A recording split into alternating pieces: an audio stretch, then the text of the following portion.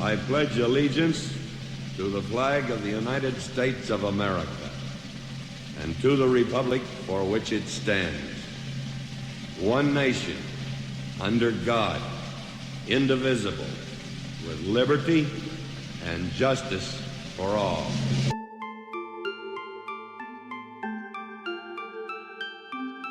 Now let's get this party started, folks. Season 3. That's right.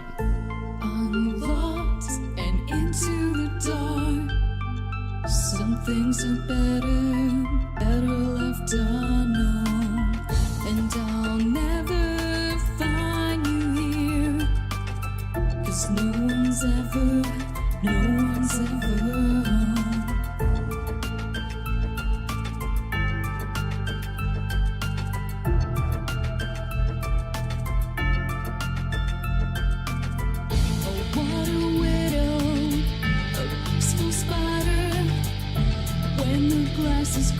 she's a sneaky hider. Hide the lies and the alibis. Oh, what a sinner. Is it in her?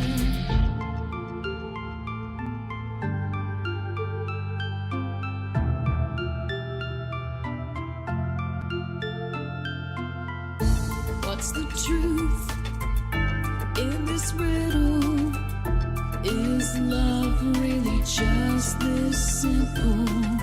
I can't seem to find my way in this world that never stays.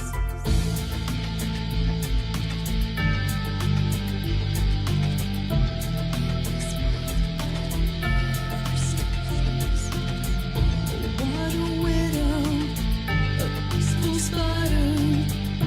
When the glass is clean, she's a sneaky hider.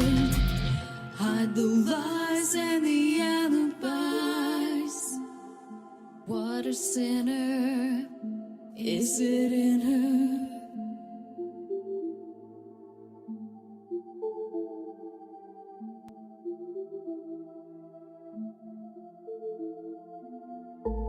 Is this real? Just illusion? You know who lives in a land of confusion.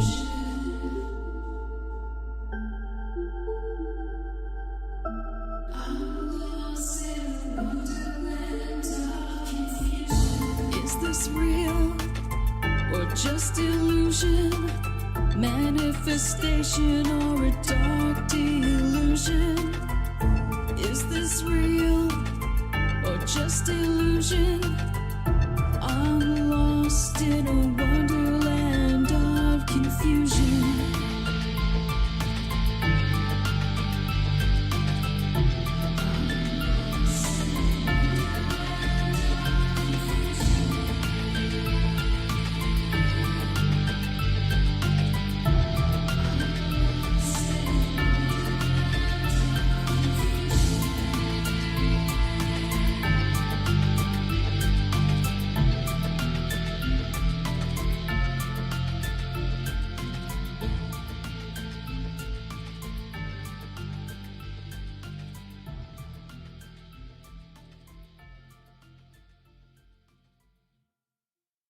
Rip'n Rabbit Hole is a community-driven radio. At times the community comments may reveal prejudices and other beliefs that we or our sponsors do not condone. Views or opinions expressed by the community, callers, or guests, are those of the individual speaking and do not represent the views or opinions of this site. Rip'n Common Sense content is intended for mature audiences only. Enjoy. Coming to you from a secret cave, hidden deep within the wilderness. This is the Darkwolf's Den Show. Now, here is your host, Jerry Hicks. That's right, I am Jerry Hicks, also known as the Dark Wolf, and we are broadcasting live from a secret cave hidden deep within the wilderness of Tennessee. That's right. We're ripping through the electromagnetic soup. We're tearing through the atmosphere. And we're tunneling away into your radio like a quantum particle. This is the Darkwolf's Den Radio Show for Thursday, July the 21st, 2022. So whether you're on the edge of a reality, the edge of the galaxy, or the edge of your seat, we're glad you chose us to be right there with you. Folks, tonight we are going to continue the Freedom Flame series, and we're going to be doing this for quite a while. As we go forward, we're going to be discussing the 10 planks of communism and kind of a compare-contrast to the Bill of Rights. But we've got to start at the very beginning with an introduction to the Comunist Manifesto, started in 1847 by the Communist League. We've got a lot of information to go through tonight, folks, and a little time to get there, and we will get there together. But first, let's go ahead and see who all we have out here in our chat room, both in the Darkwolf's Den Show as well as the Rip'n Rabbit Hole YouTube channels. How are we doing out here tonight, folks? So great to see every last one of you guys.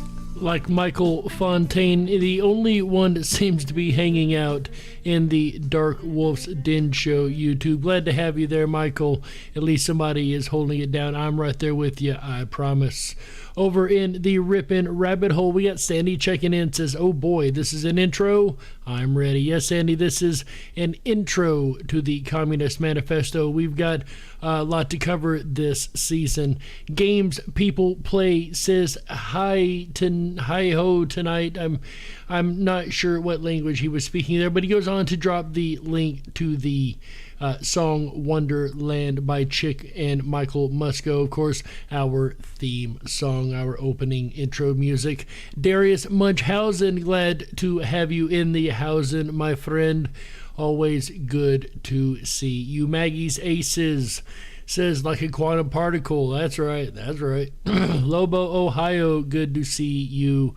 Also, my friend, it is so good to be back with you guys. I cannot tell you enough how amazingly wonderful it is to be back on the air and back hanging out with you guys on a Thursday night. It is something that I have definitely missed. In season 3, this is, I hope, at least I'd like to think, going to be our biggest and best season, yet most definitely will be our most important season yet. He says, Ni hao tong zai is hello, comrade, in Mandarin. So, hello, comrade. Also, Michael Fontaine in the Darkwolf's Den Show chat did put, hello, my fellow comrade.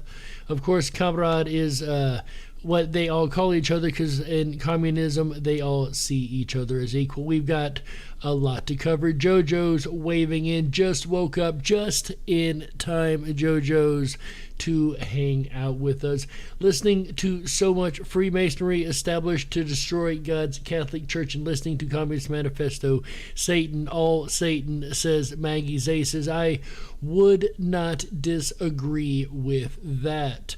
Then again, I am a capitalist at heart, so Of course, I don't agree with a lot of the Communist Manifesto. Another reason to know the information coming up. Was tired from doctors today, says JoJo. Understandably so. We're glad that you're safe and sound at home this evening and able to join us right here on the DarkWolf's Den Radio Show. It is a pleasure to have you. Also, Earth Daughter in the house. Always glad to see you.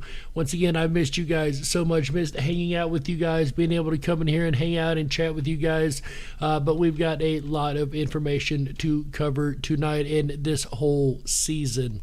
And whether you are hanging out in our YouTube chat rooms over there with us or listening around the world on Rippin' Common Sense Radio Network at the rippinrabbithole.com or on BitChute or Rumble on the replay, we appreciate having every last one of you guys along for the ride. That's right. And by the way, for tonight's episode especially and going forward through this season, you will want to make sure that you are logged on to the rippinrabbithole.com. That's right, RIPONRABBITHOLE.com.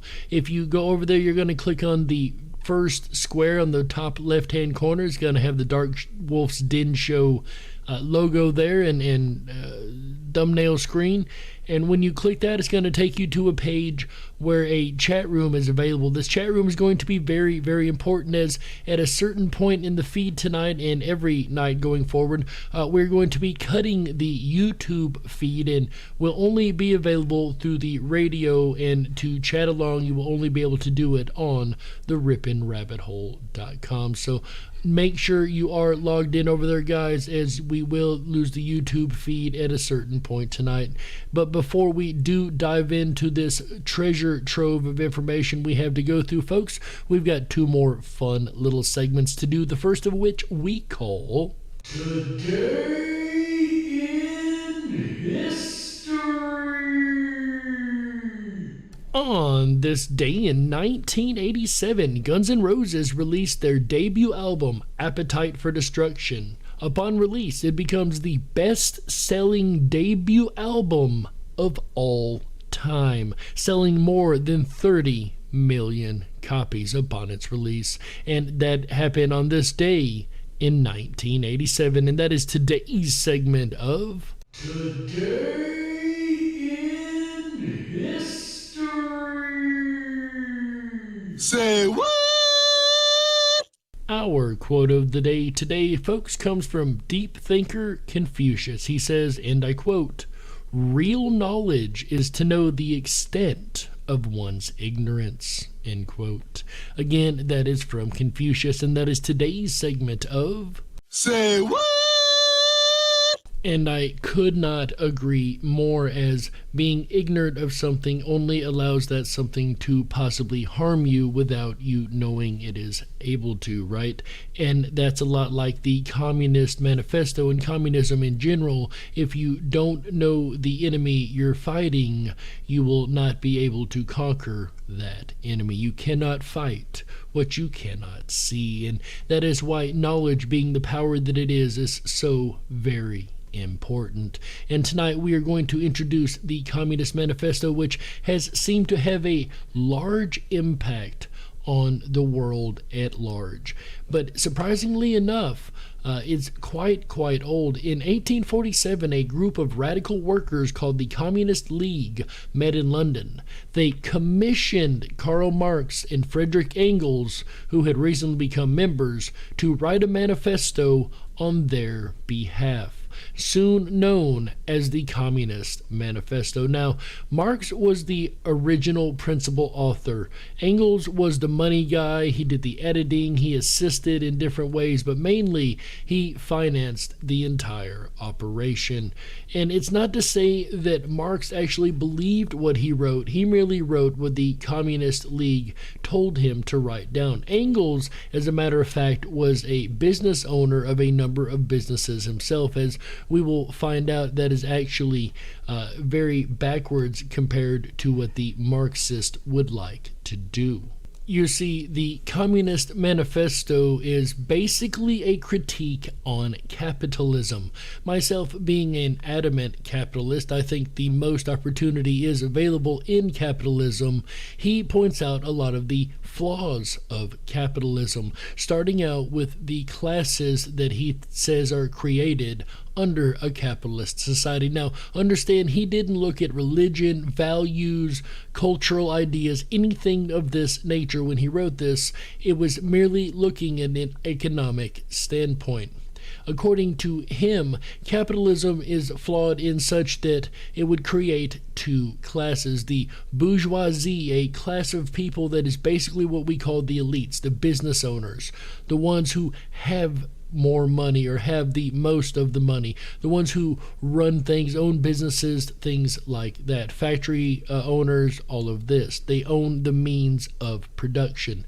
Then you have the proletariat, the working class, everyone else. According to Marx, it would only become a lesser and more situation where the rich get richer and the poor get poorer. And I know a lot of times you hear that even today in America, the rich get richer and the poor get poorer. And it seems to me like the government system that seems to be in operation right now in the United States is definitely heading down this richer, poorer mindset, as they also believe in class struggle. We had very little to no issues in this country with racism or class identity or class struggles for the last, 4 or 5 years, and then all of a sudden, upon change of leadership, we suddenly find class struggle being thrown back out there as a way to divide the proletariat by the bourgeoisie.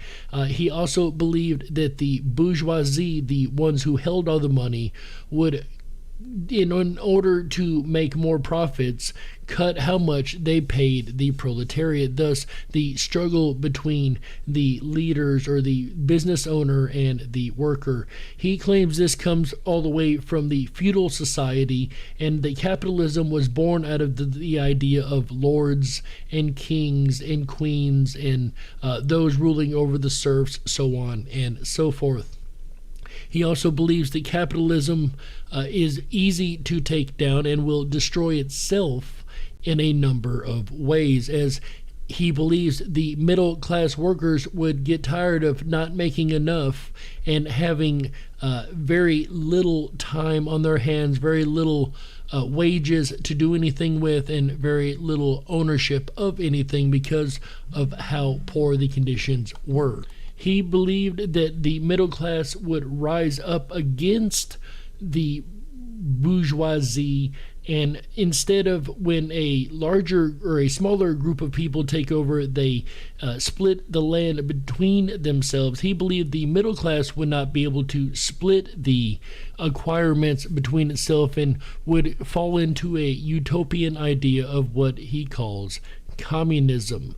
And communism, we grew up in, those of us who grew up in the 80s, I should say, 70s, 80s, maybe early 90s, but especially in the 80s, there was a big propaganda push against the big bad commies. Every movie was made against the commies. It was always fighting the bad red commies. The comic books was always against the bad commies. There was even a time in this country where General MacArthur, I believe he was a general, he was also a congressman, and he was pointing his finger at everybody in Congress and accusing them of being a communist. And as paranoid as the man was, he may have been on to more than one would think, as there's actually a way that it is suggested to take over America. I'm just going to step back a moment. We see that the bourgeoisie proletariat idea, though we do have different classes in this country, I would say his idea was flawed, that there would have to be a revolution and overthrow one class from another. I believe in this country we have worked it out to the degree of capitalism that the worker is protected. There's certain rights the worker has. The worker has to be paid a specific salary, though minimum wage we're finding is getting less and less nowadays with Biden inflation. But just the same, there's been ways that have been worked out economically in our capitalist society that has found workarounds to this, that has allowed the worker to have time off for vacation, allowed to have the amount of wages that are fair, and the ability to own things, if you will, though it is questionable how much ownership we really do have in the United States. As we go forward on this journey, we're going to find that you'd be surprised how much we are losing and how much we've lost so far. Again, I don't want to get ahead of myself, but Marx believed in a series of planks, if you will, the 10 planks of communism. These are what we are going to be going over all season long. So listen up, folks. Here they are, the 10 planks of communism. Number 1, the abolition of private property in land and application of all rents of land to public purpose. In other words, this is where the state and the government own every bit of public land. There is no private property left. They own your house, they own the means of production, they own all property. Number 2, a heavy progressive or graduated income tax. Number 3, abolition of all rights of inheritance. That's right, you don't get to inherit anything. Everything goes to the state. Again, we're going to go through each one of these, devoting an episode to each one. Confiscation of the property of all immigrants and rebels. So you'd better not disagree with the state. Centralization of credit in the hands of the state by means of a national bank with state capital and an exclusive monopoly. And I want you guys to think as we go through this how much alike today's society some of these may or may not sound, as the answers as we go forward through this series may surprise you quite a bit. Centralizations of the means of communication and transportation into the hands of the state. They want everything centralized. There can be no decentralization of any type whatsoever. Extension of factories and instruments of production owned by the state. The bringing into cultivation of wastelands and the improvement of the soil generally in accordance with a common plan. So factories and any instrument of production is owned by the state. There is no factory owners anymore. You will own nothing and you will be happy. Number 8, that sounds like something else we've heard recently, right? Number 8, equal obligation of all to work and the establishment of industrial armies, especially for agriculture. The obligation for everyone to work and an establishment of industrial armies. There's two words we don't hear together very often. Combination of agriculture with manufacturing industries. Gradual abolition of the distinction between town and country by a more equitable distribution of the population over the country. Equitable. There's another word we keep hearing a lot in modern society. And number 10, free education for all children in government schools, and abolition of children's factory labor in its present form. Combination of education with industrial production. Now, there is no child labor in this country and under our capitalist ways, thank goodness, but each one of these are very, very important to implementing communism in any country. And each of these planks, like I mentioned a moment ago, we will be devoting entire shows to, are actually kind of working and worming and or have wormed their way into our modern society. Once again, why it's so very, very important to understand our enemy. And our enemy, of course, in this case being the communist, in my opinion. And to understand it, you must know what they believe. The manifesto discusses the relationship of communists to the proletariat, the general worker, you, me, and the average Joe. The immediate aim of the communist is the, quote, formation of the proletariat into a class, the overthrow of the bourgeoisie supremacy, and the conquest of political power by the proletariat. He believes by these means the proletariat will naturally attempt to set up what he sees as a utopian society under which the state owns everything and doles it out to the commoner as necessary. Now, this doesn't mean you won't own a toothbrush, for instance. They actually want the worker class to be very well taken care of as far as having the things needed to take care of one's self. However, they want to ensure that they also have complete power in the upper levels of the echelons of the government system. We remember in Russia or the USSR growing up, I remember there were a lot of these stories of people who dare not speak out against the government because they might be disappeared, right? They dare not speak against what they do because they may not live to see tomorrow, right? And when you're born under a communist society like this, your fate is already determined. If your father's a farmer, guess what? You're a farmer. If your father's a factory worker, guess what? You're a factory worker.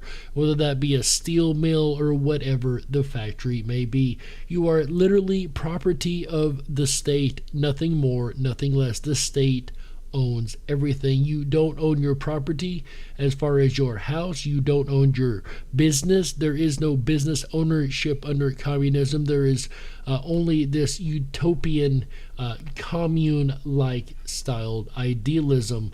And let's not get this confused with communal living. That is something entirely and utterly different. What we are speaking on is more of the state-owned, state-doled-out type of living.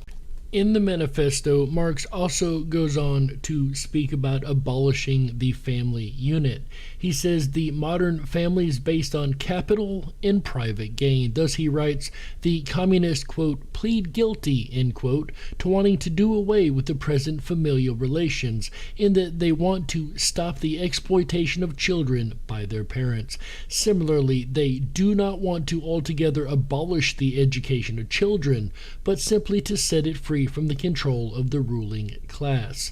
It sounds good on paper, doesn't it, folks? Marx complains that the bourgeoisie claptrap about family and education is particularly disgusting, as industry increasingly destroys the family ties of the proletariat or the average Joe. Thus, it renders family and education as means for the transportation of children into articles of commerce. So he argues that children are only indoctrinated in such to be little workers of the capitalist system and aren't actually happy doing what they're doing and shouldn't be made to do such. Again, there can be arguments made that he may not be far off even talking about today's society, right? We will dig into more of this as the season continues.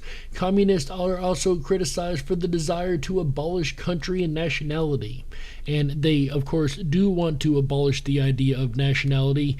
I am a nationalist myself, and I know a lot of people are scared of that word. Let me explain to you what the word nationalist actually means. One who supports and loves his country, his or her country. Let's be clear on that for those listening. But one that supports and loves his or her country. Well, I absolutely support and love my country. I don't know about you guys, but I consider myself very much a nationalist type guy. I have a swelling of pride for my country. However, communists argue that the working man has no country, and they cannot take from them what they do not have.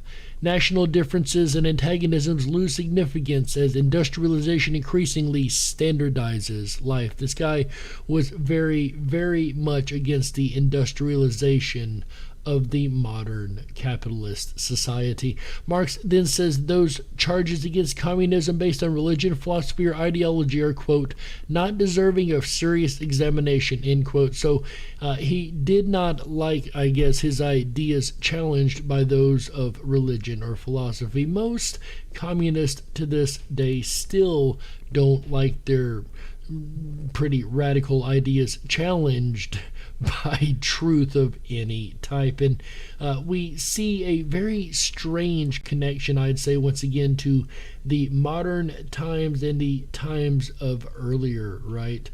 When things like the Communist Manifesto were actually written. And there was even a plan to take over America written quite a while ago. And there are 45 steps in this plan to take over America. And coming up in the second half, we are going to be discussing the 45-step plan that is still in action, to the best of my knowledge, as a way to turn the United States from a truly capitalist society into a communist, what I would call, wasteland. At least that is this host's opinion. Everybody has their own opinion of things. Of course, communism is just one of many economic and political philosophies, capitalism being another. And I can tell you that not a single time that it has been tried, neither socialism nor capitalism has ever succeeded. As a matter of fact, it has failed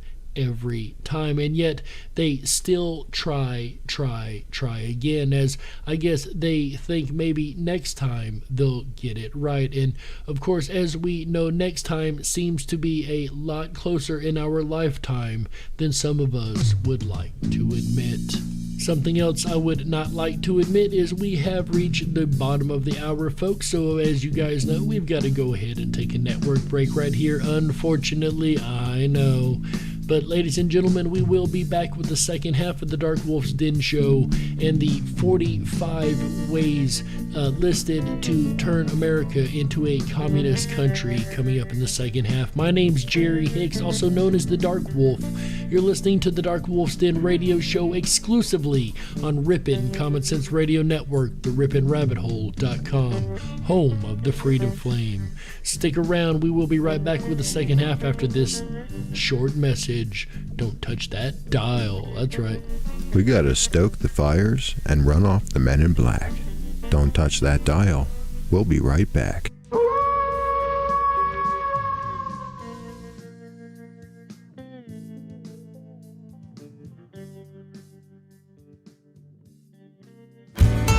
Oh yeah, Jerry Hicks on a Thursday night. Hi everyone, it's AJ, the Rippin' Rabbit.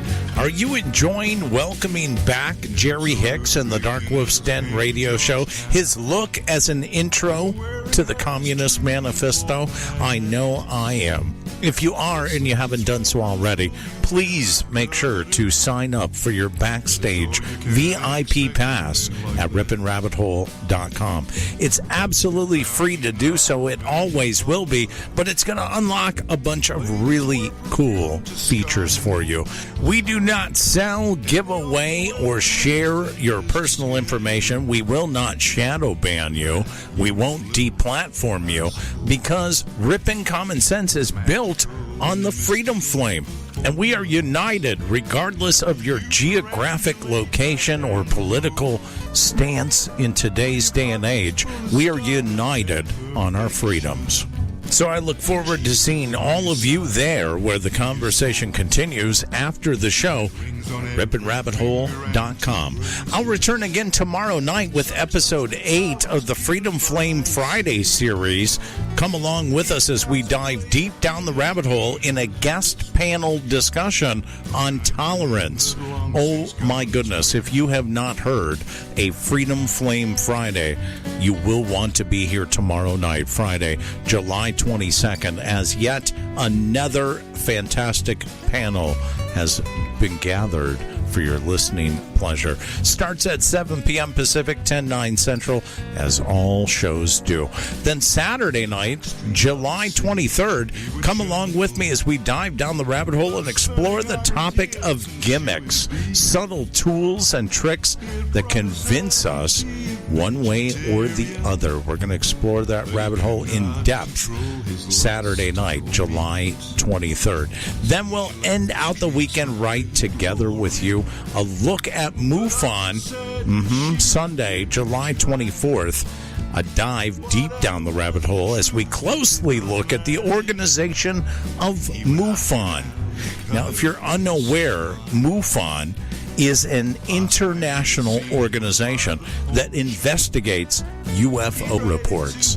I have a few that I need to submit there myself, but nevertheless, people submit reports from around the globe, not just the United States.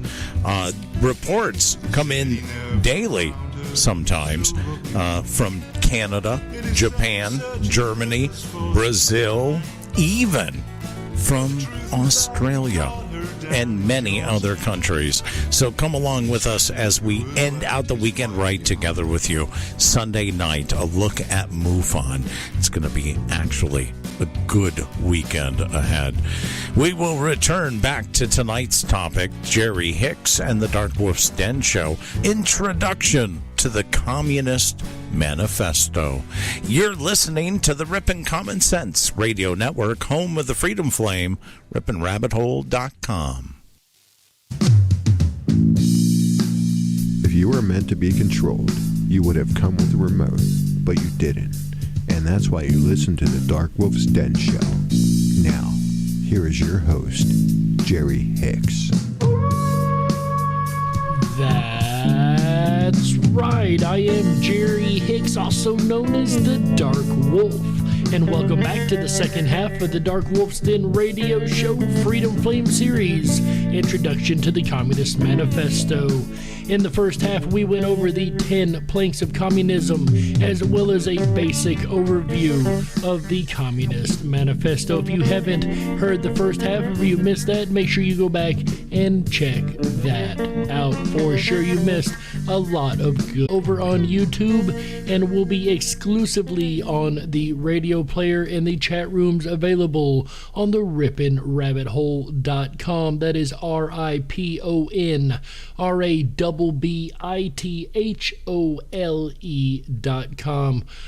Once again, click on the left hand corner. As soon as you get on the page, it'll be the thumbnail for the DarkWolf's Den Show. You click on that, it will take you to a page with a chat room about halfway down the page. We are monitoring that chat room also. We would love to see you guys over there continuing the conversation after we shut off the YouTube feed. However, we are going to continue our discussion on communism as the Communist Manifesto, I should say, as we are now going to take a look at the 45 goals of the Communist Party, how to turn America into a communist society. The 45 Goals of Communism were first published on March of 1961. In the book, The Naked Communist, these goals were read into the Congressional Record by Albert S. Herlong on January 10th, 1963.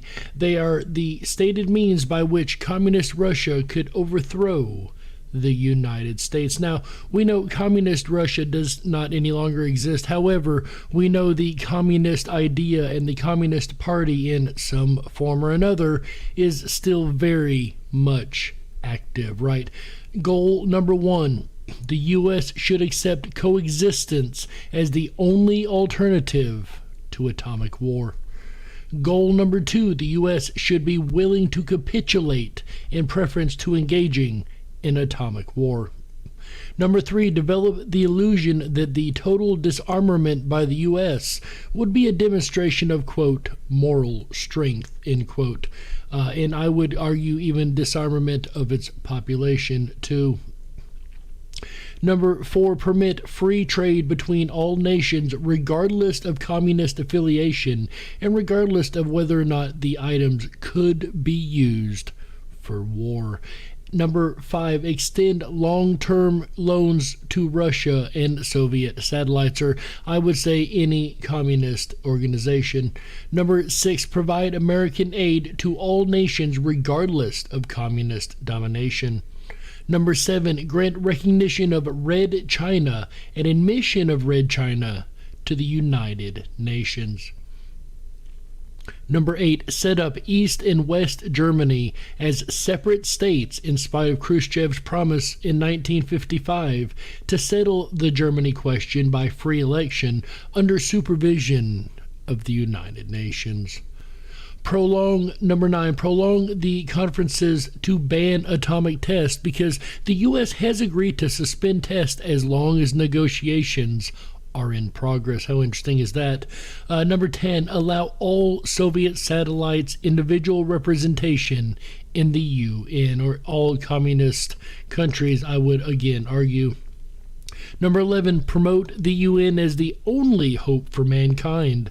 If its charter is rewritten, now this is where it gets really scary, folks. If its charter is rewritten, demand that it be set up as a one world government with its own independent armed forces. Something that we're getting really close, scary enough to seeing in this day and age. Am I right or am I wrong?